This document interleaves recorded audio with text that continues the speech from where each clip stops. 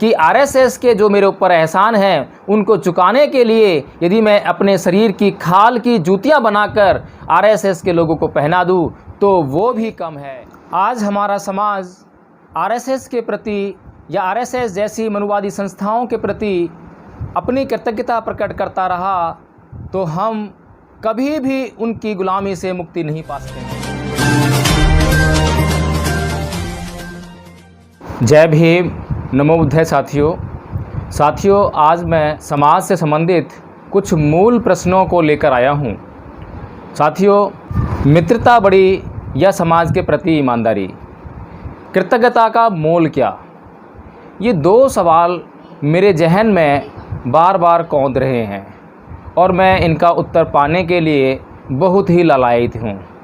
क्या किसी व्यक्ति को अपने किसी मित्र के साथ मित्रतापूर्ण संबंधों को बनाए रखने के लिए समाज के प्रति जो उसको ईमानदारी दिखानी चाहिए, क्या उसको वह ताक पर रख सकता है?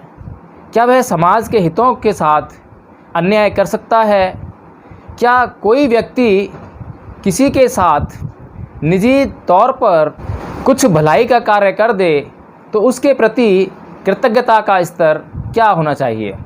क्या कृतज्ञता के वशीभूत वह अपने सामाजिक हितों को ताक पर रख दे?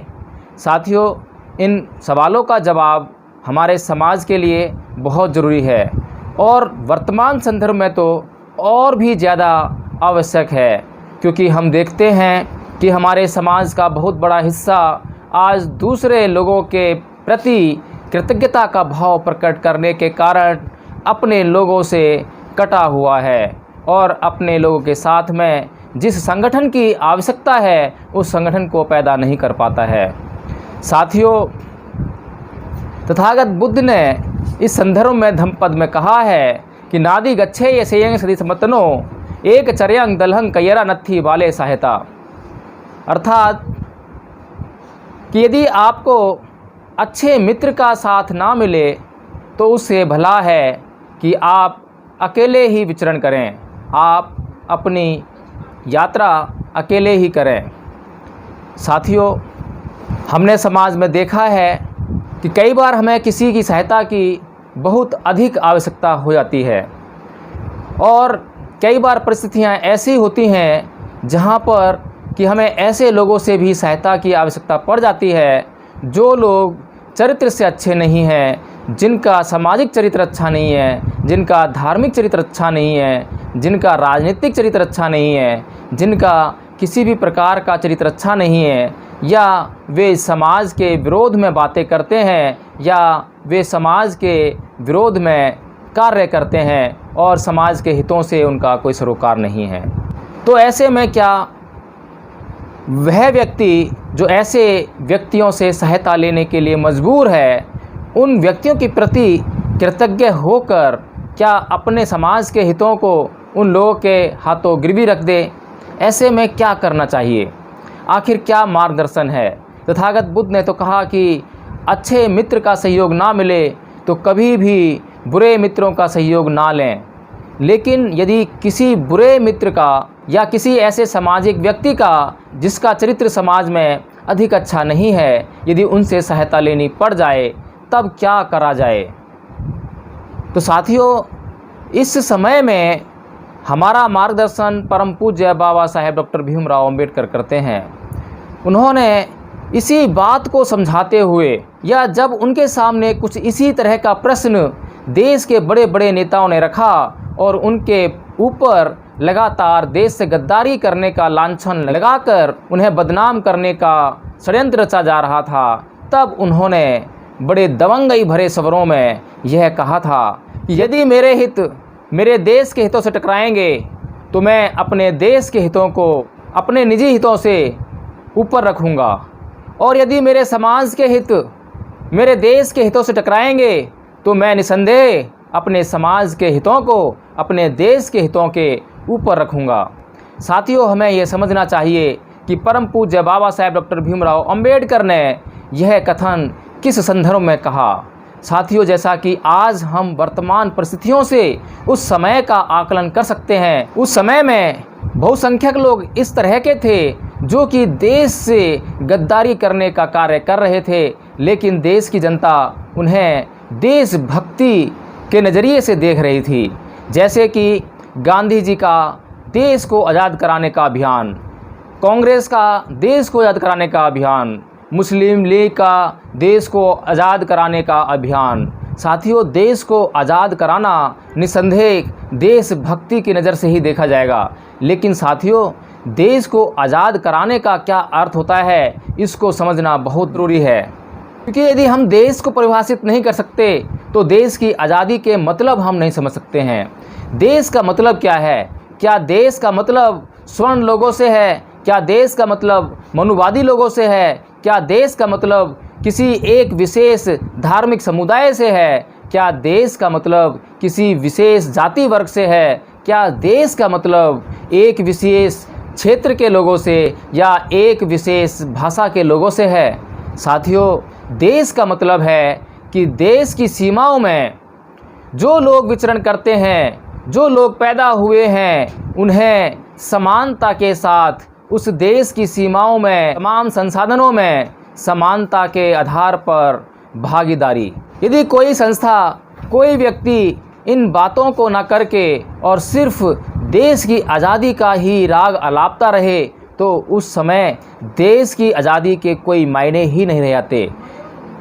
विशेष तौर पर किसी विशेष वर्ग के लिए तो देश की आज़ादी के कोई मायने रह ही नहीं जाते हैं, और उस संदर्भ में तो बिल्कुल भी नहीं जब उस विशेष वर्ग को लगातार जाति के आधार पर, धर्म के आधार पर या अन्य किसी भी आधार पर अपने ही देश के लोगों के द्वारा प्रताड़ित और अपमानित किया जा रहा हो। तो साथियों, परम पूज्य बाबा साहेब डॉक्टर भीमराव अंबेडकर ने आज़ादी की लड़ाई के समय में, उस समय जो भारत में सामाजिक परिस्थितियां थी, उनको बड़े विशेष तौर पर बड़े गौर से देखा और यह पाया कि इस देश में एक विशेष वर्ग को, एक विशेष वर्ग के द्वारा बहुत ही ज़्यादा अपमानित किया जाता है, उसका शोषण किया जाता है, उसके ऊपर नाना प्रकार के अत्याचार किए जाते हैं।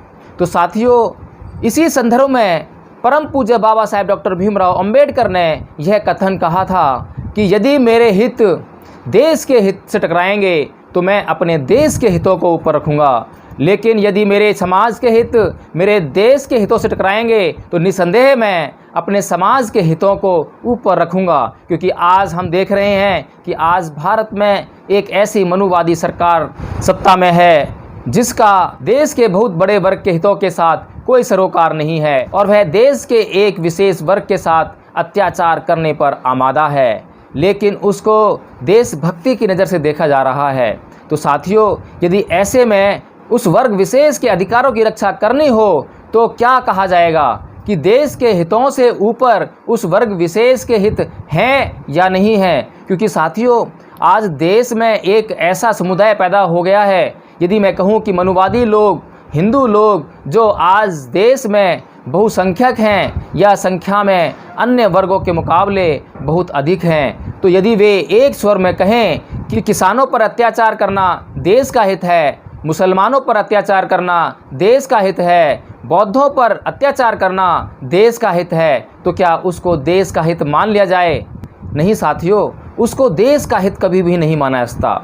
और उस समय उस तथाकथित देश के हित के ऊपर उस सामाजिक हित को ऊपर रखना ही होगा। इसीलिए परम पूज्य बाबा साहेब डॉक्टर भीमराव अंबेडकर का एक एक कथन बहुमूल्य है। और इसी प्रकार मैं अपने समाज के उन सभी साथियों को आगाह करना चाहता हूं जो आरएसएस जैसी मनुवादी संस्थाओं के एहसानों के बोझ तले दबे जा रहे हैं। उनके ऊपर किसी न किसी प्रकार से, किसी न किसी तरह से, कहीं ना कहीं आरएसएस की जैसी मनुवादी संस्थाओं ने कोई ना कोई एहसान किया हुआ है। और मैं एक आरएसएस की मीटिंग में गया था, वहाँ पर हमारे ही वाल्मीकि समाज का एक व्यक्ति तो यहाँ तक कह गया कि आरएसएस के जो मेरे ऊपर एहसान हैं उनको चुकाने के लिए यदि मैं अपने शरीर की खाल की जूतियाँ बनाकर आरएसएस के लोगों को पहना दूँ तो वो भी कम है। तो साथियों, ये एहसान किस तरह का एहसान है? क्या इस एहसान को चुकाने के लिए, क्या आरएसएस के प्रति उस व्यक्ति की कृतज्ञता को प्रकट करने के लिए उसके देश के हितों को गिरवी रखा जाए, उसके समाज के हितों को गिरवी रखा जाए? साथियों, हमें यह समझना होगा कि हमें जब सामाजिक हितों की बात आए तो हमारे निजी हित सामाजिक हितों के आड़े नहीं आने चाहिए और हमें अपने सामाजिक हितों को अपने निजी हितों के ऊपर रखना चाहिए। साथियों, मैंने यह बात इस संदर्भ में कही है क्योंकि आज हमारे समाज में नाना प्रकार की संस्थाएं चल रही हैं और वे अम्बेडकरवाद को प्रचार और प्रसारित करने का कार्य कर रही हैं। तमाम बौद्ध विहार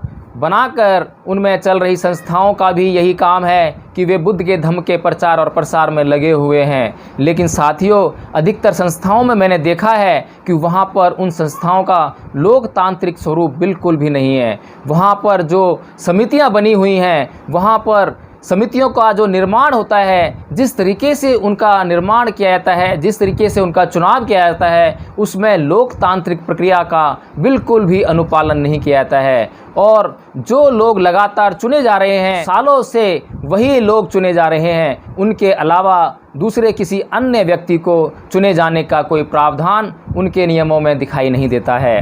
उन संस्थाओं का रजिस्ट्रेशन अवश्य हुआ है, लेकिन वे जिस संविधान के अंतर्गत अपनी संस्थाओं का रजिस्ट्रेशन कराकर लाए हैं, उस संविधान को उस संस्था के लोगों को कभी बताते नहीं हैं, कभी उनको पढ़ाते नहीं हैं। और जब वे उनको पढ़ाते नहीं हैं तो वे लोग जो उनसे जुड़े हुए हैं वे अंधकार में रहते हैं और वे लोग जो संस्थाएं चला रहे हैं उनके प्रति लगातार कृतज्ञताएं प्रकट करने का कार्य करते हैं।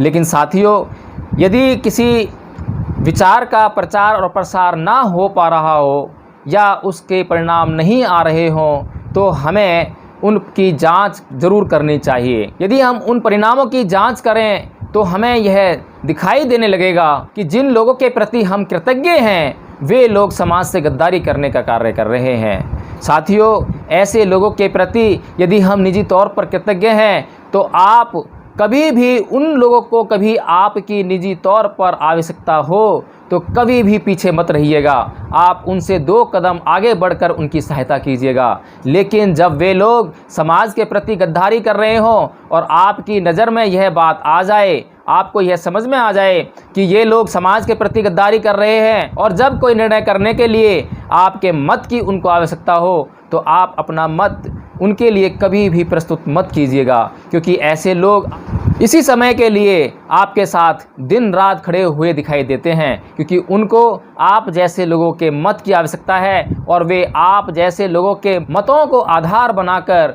उन संस्थाओं पर कब्जा करने का कार्य करते हैं। और ऐसे लोग जो निजी स्वार्थों से लिप्त हैं, वे लोग इन संस्थाओं पर कब्जा करके उस संस्था के द्वारा जो उसका उद्देश्य है उसको आगे बढ़ाने का कार्य नहीं करते हैं, बल्कि वे उस उद्देश्य को समाप्त करने या उस उद्देश्य को ऐसा महसूस कराने का कार्य करते हैं कि जैसे कि वे उस उद्देश्य के लिए ही कार्य कर रहे हैं, लेकिन वास्तविकता कुछ और होती है।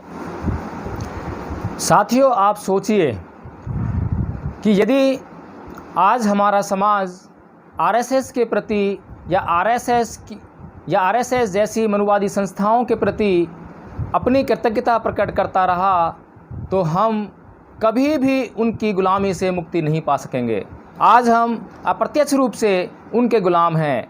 ऐसा देखने में लगता है कि आज हम आज़ाद हैं, आज हमें वोट देने का अधिकार है, आज हमें वोट देकर अपने लिए प्रधानमंत्री, मुख्यमंत्री, एमएलए, सांसद चुनने का अधिकार है। लेकिन साथियों, आप मुझे बताइए कि आज जो बहुसंख्यक भारत की जनता है, क्या वो गरीब नहीं है? क्या 90% जनता गरीब नहीं है? लेकिन संसद में जाने वाले सांसद, विधानसभाओं में जाने वाले विधायक, क्या वे इस 90% जनता का प्रतिनिधित्व करते हैं? क्या वे इस 90% जनता में से ही होते हैं, या वे करोड़पति और अरबपति यानी कि वे मात्र 10% जनता के भीतर में से आने वाले लोग होते हैं? तो साथियों, यदि हम आज उन लोगों को चुनने के लिए मजबूर हैं जो करोड़पति हैं, जो अरबपति हैं, जो हमारे बीच में से नहीं हैं, और हम अपने बीच में से किसी व्यक्ति को चुन नहीं सकते हैं, और ऐसी राजनीतिक संस्कृति हमारे भीतर उत्पन्न कर दी गई है, तो यह आरएसएस जैसी मनुवादी संस्थाओं के कारण ही है।